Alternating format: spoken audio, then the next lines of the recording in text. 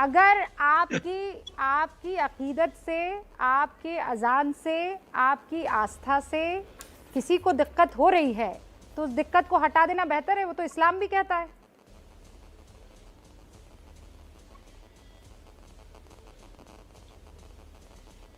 देखिए, दिक्कत ये नहीं है कि लाउड स्पीकर हटाया जाए या रखा जाए। दिक्कत ये नहीं है। दिक्कत आपके मानसिकता में, आपके दिमाग में जो जहर भरा है वो दिक्कत है। अगर लाउड स्पीकर हटा लिया जाए, कल एक और मुद्दा आएगा। लाउड स्पीकर का राजनीतिकरण हो चुका है। जब राजनीतिकरण हो जाएगा तो ये मुद्दा हल करने में मुश्किल है। जब राज ठाकुर साइड लाइन हो गए सियासत से तो उन्होंने लाउड स्पीकर का इश्यू उठा लिया। मैं कहता हूं कि लीडर जो है, इलेक्शन जब आता है 50-50 घंटा भाषण देके लोगों का दिमाग खराब करते हैं। जब ध्वनि प्रदूषण नहीं होता है, रेलवे ट्रैक के सामने किसी का घर है, रेलवे का हॉर्न बजता है तो क्या उसकी नींद में खलल नहीं होता है? तो किन किन की जो चीजों पर आप पाबंदी लगाइएगा। देश धार्मिक है, नास्तिक नहीं है। अजान भी होना चाहिए, भजन कीर्तन भी होना चाहिए, आरती भी होना चाहिए, जगराता भी होना चाहिए। ये तमाम खूबसूरती है। मेरे घर के सामने बंजारा हिल्स हैदराबाद में रोज 4 बजे घंटी की आवाज आती है। मुझे तो एतराज नहीं हुआ, मुझे खुशी हुई। कम से कम घंटी की आवाज आ रही, अजान की आवाज आ रही। मुझे लगता है कि मुसलमानों के नाम पे देश में चंद लोग बेरोजगार हो गए और रोजगार हासिल करने के लिए लाउड स्पीकर का इश्यू बना रहे। लाउड स्पीकर नहीं था जब भी अजानें हुई, लाउड स्पीकर से भी अजानें हो रही।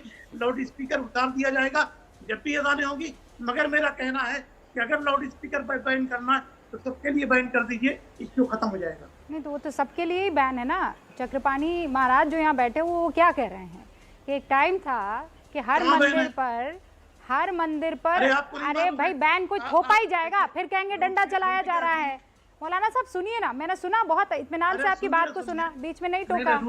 बढ़िया लंबा भाषण आपने दिया, बगैर लाउड स्पीकर के ही दिया, लेकिन हमने सुना ना। तर्जुमानी करके डिबेट मत करिए। हाँ, मैंने आपसे क्या कहा कि वो ये कह रहे हैं आप लेट जुड़े,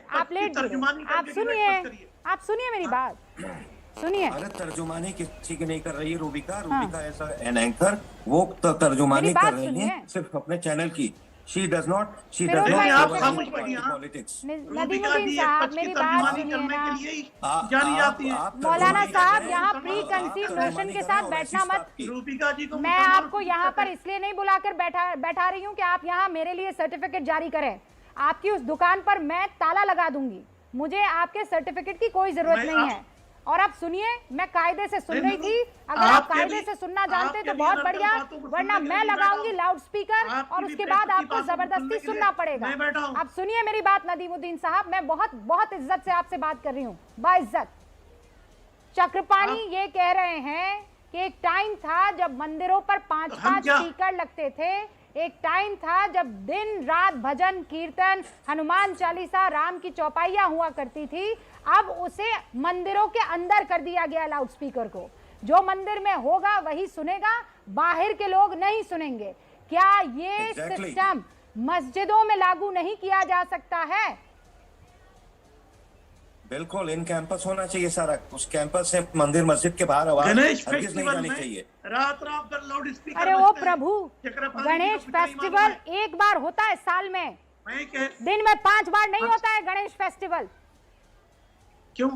देखिए रूबिका जी, एक अगर जागरण भी कराने होते हैं तो उसके लिए परमिशन लेने पड़ते हैं 10 जगह से।